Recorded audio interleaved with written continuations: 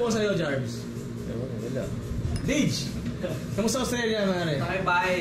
Bili ako steak. Bahay steak tapos? Lang. Steak lang. Nanay ko nga tsaka tatay ko. Wagyu ba? Australia? Scotch fillet. Scotch fillet. Parang yung sinabi mo, magsa-skydive ka tapos may... Hindi. Pag nanalo may siya ng binanggaan ng Toto. kotse doon. Nanalo ako 90 million Sabi mo Australia pangalan na. namin, ha? Pangalan namin. 10 million each. Roy Reyes and Jarvie Bell. Approved. Pag nanalo to, mga kaibigan ko, 1 million each. So, tawagan nyo na lang ako sa landline. Parang muntik na 95M. Dalawa nanalo. Dalawa. 100. 100. Dalawa nanalo. 10M? Anong gagawin mo sa 10M? Pare. Australian freaking dollars. Compute mo muna sa peso, tsaka ko isipin. Pare, hindi kaya proseso ng utak yun eh. Calculator. Wala ka sa calculator. 10M times 40 na. Sabi mong May abakos ka. times 38. Abakos.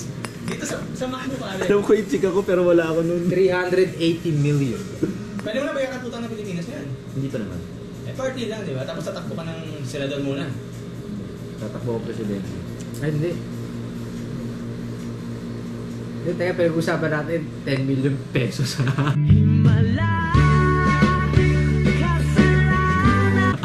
Pare. Ay, pagkababa na ako. Ang klase yan. Pwede na rin yun kaysa wala. Pwede na, pwede na. Pwede na, Okay na, pwede. okay na.